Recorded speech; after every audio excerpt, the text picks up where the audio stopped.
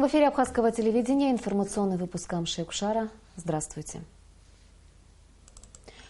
Президент Рауль Хаджимба подписал закон о правовом положении иностранных граждан в Республике Абхазия.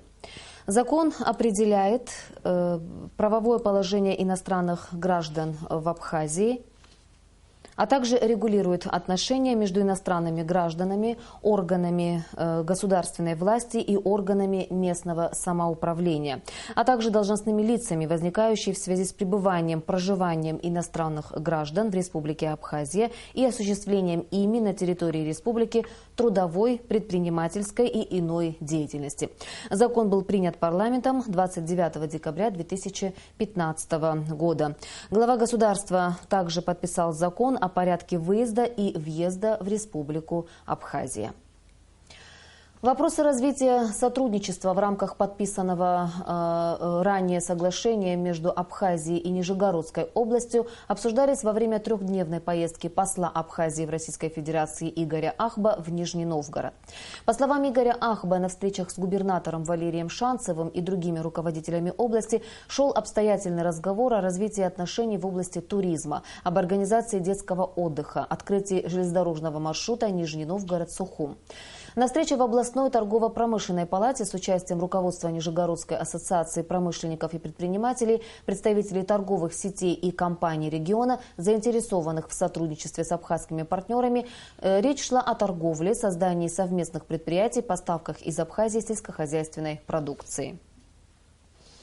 Госстандарт призывает к бдительности. По информации, поступившей в это ведомство от владельцев торговых точек под видом сотрудников этой службы, к ним неоднократно приходили с проверками. При этом сотрудники официального органа должны предъявлять соответствующие документы, говорят в Госстандарте.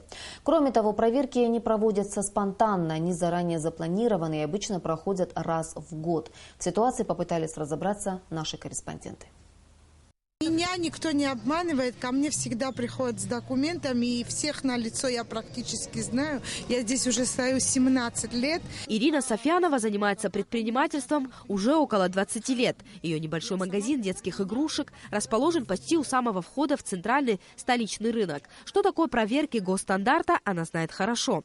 Вот таких владельцев вряд ли могут обмануть якобы проверяющие. Никаких претензий у меня никому нету, и думаю, что ко мне тоже, потому что я по мере возможности стараюсь, чтобы все документы всегда были. Но бывают случаи, когда к доверчивым владельцам магазинов приходят под видом сотрудников госстандарта, проводят проверки и взимают штрафы. Пришли две женщины, я их отпустила, как обычно. А я не люблю обманывать. Считаю все, на листочек пишу. Она говорит, а вы что, говорит, всегда так? Они крупные закупки. Ну, я даже не представляла, что это будет контрольная закупка. А я пишу всегда на листочке у меня вот так вот. Закупки я всегда, чтобы без проблем было. И они очень сильно удивились. Мы, говорит, контрольная закупка, но они не представились ничего. Не представились? Я их не обманула, они посчитали, ушли. Такие доверчивые предприниматели становятся мишенью для аферистов. Информация дошла и до официального органа. В Госстандарте говорят о том, что владельцы магазинов должны быть более бдительными и требовать у проверяющих в первую очередь удостоверения. При обращении к вам лиц с целью инспекционной проверки вам необходимо проверить следующую документацию. Это техническое задание за подписью государственного инспектора, главного государственного инспектора, в котором определяются цели проверки, дата и круг лиц, участвующих в проверке. Также вам необходимо проверить удостоверение лица, обратившегося к вам. В соответствии с законодательством любые инспекционные проверки бесплатные. Если даже ревизии проводят общественные организации, то информацию о проделанной работе они обязаны направлять в Госстандарт. И только там принимается решение о санкциях. На территории Республики Абхазия действуют общественные организации, которые зачастую пытаются взять на себя функции органа по надзору в области защиты прав потребителей.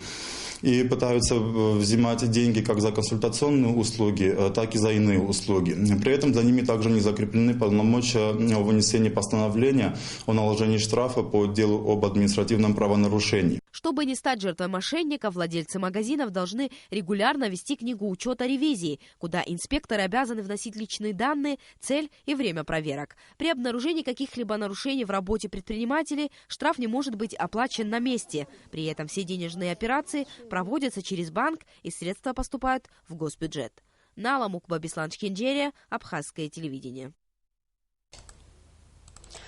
Управлением по воспитательной работе МВД закончена служебная проверка по факту ДТП, произошедшего с участием сотрудников дорожно-патрульной службы Очимчирского района. Сотрудники ДПС уволены из органов внутренних дел. 20 января 2016 года в 15 часов 30 минут в дежурную часть Очимчирского РОВД поступило телефонное сообщение о дорожно-транспортном происшествии в селе Ачгар Очимчирского района. Выездом оперативно-следственной группы на место происшествия было установлено, что автомашина Приора, принадлежащая Очимчирскому РОВД, под управлением Ласурия Гарика, следуя со стороны города Гал в направлении города Очимчира, находясь в нетрезвом состоянии, выехал на встречную полосу движения и совершил столкновение со встречными транспортными средствами. Это автомашина «Мерседес» под управлением Микава Игоря и автомашина «Нива» под управлением Критя Семена.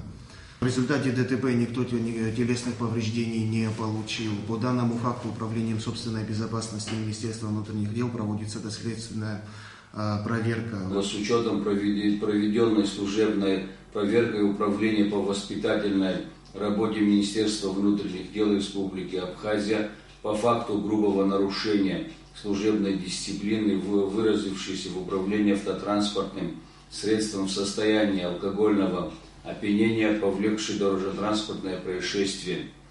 Приказом министра внутренних дел Республики Абхазия генерал-лейтенанта милиции Леонида Дзапшба уволен из органов внутренних дел старший лейтенант милиции Гарик Ласуря, старший инспектор дорожно-патрульной службы ОГАИ УВД по Очимчирскому району и старший лейтенант милиции Даур Калаталоглы, инспектор дорожно-патрульной службы ОГАИ ОВД по Очимчирскому району.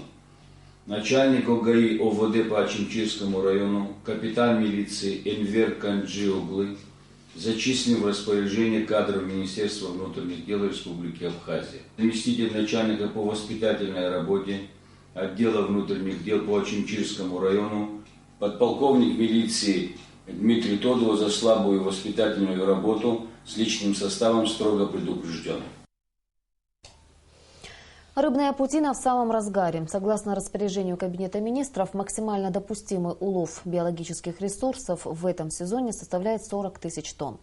По словам главного эколога страны Савелия Читанава, в связи с тем, что в этом году в воды Черного моря мигрировало огромное количество рыбы, квоты, отпущенные на улов рыбы, уже выполнены. В это время крупный промысел ведется в основном только на хамсу. Сегодня в морских водах Абхазии промышляют порядка 15 рыболовецких и столько же перевозящих судов, которые обеспечивают сырьем 6 заводов по переработке хамсы в муку и масло.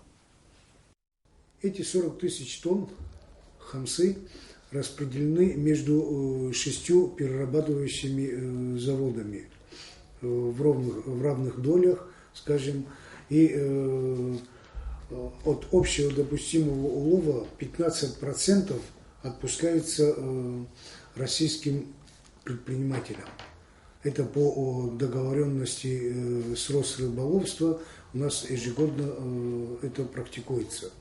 Как только приходят эти корабли для участия в промысле, мы в комитете создаем штаб рыбной паутины. Это круглосуточный штаб. Каждый приходящий корабль принимается с участием эколога, проверяется на наличие запрещенного орудия лова, на наличие калибровочного аппарата, ибо все эти агрегаты и запрещенные орудия лова не должны находиться на борту. Ведь у нас промысел только хамсовый, а другую рыбу ловить здесь нельзя в категорической форме, особенно ценные рыбы. Но в народе иногда бытует мнение, что вылавливается все подряд, там сплошь, там все, говорит по-абхазски, и тадырци. Но хочу успокоить и сказать, тем орудием лова, которым производится сегодня лов хамсы, это кошельковый невод, да, невозможно ловить другую рыбу этим неводом. А дом-нейтрал, о котором идет речь, что добывают ценные рыбы, дом-нейтрал на территории Абхазии запрещен. По закону рыболовства допускается прилов в виде 0,1%. Молодежно-культурный форум «Каникулы без границ» проходит в Москве. Он объединил представителей молодежи Абхазии, Приднестровья, Южной Осетии, Луганской и Донецкой народных республик. Делегация из Абхазии участвует в форуме впервые. Среди 35 делегатов – студенты и представители молодежных организаций, активные участники мероприятий, проводимых Госкомитетом Республики по молодежной политике. Данный форум непосредственно связан с Международным молодежным форумом «Абхазия-2015», где впервые была организована коммуникативная площадка между республиками-участницами. Теперь делегаты от каждой республики приезжают в Москву с ответным визитом, итогом которого станет дальнейшая совместная работа по созданию молодежных проектов. Администрация Чимчирского района оказывает помощь социально уязвимым семьям. Проводится работа по учету граждан, нуждающихся в социальной поддержке, определению необходимых им форм помощи и периодичности ее предоставления. Этой зимой, не выдержав обильных снегопадов, обрушилась часть дома в селе Джала Чимчирского района, в котором жила семья Таня. Мать семейства лежачая больная, за ней присматривают сын и дочь, инвалиды с детства. Оставшись без крыши над головой, они временно перебрались в летнюю кухню, абсолютно непригодную для жилья. В минувшие выходные завершены работы по строительству дома для этой семьи. Новый небольшой дом жилой площадью 32 квадратных метра обошелся администрации района в 350 тысяч рублей. По словам строителей, дом соответствует всем строительным нормам. Также руководство района намерено приобрести для этой семьи необходимую в хозяйстве бытовую технику. Черноморэнерго обращается к населению с просьбой во время веерного отключения электричества отключать от сети энергоемкие приборы, особенно холодильники и кондиционеры. По мнению специалистов предприятия, в момент подачи электричества при включенных приборах нагрузка увеличивается в 1,5 раза, а это влечет за собой аварии в сети и, как следствие, увеличение времени веерного отключения, а также вывод из строя бытовых энергоемких приборов.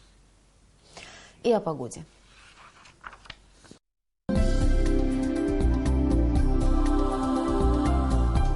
По сообщению гидрометеослужбы, завтра в Абхазии ожидается облачная погода, местами возможен дождь со снегом.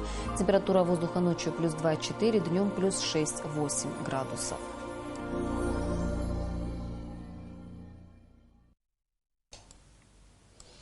Информационный выпуск завершен. Я прощаюсь с вами. До встречи в эфире.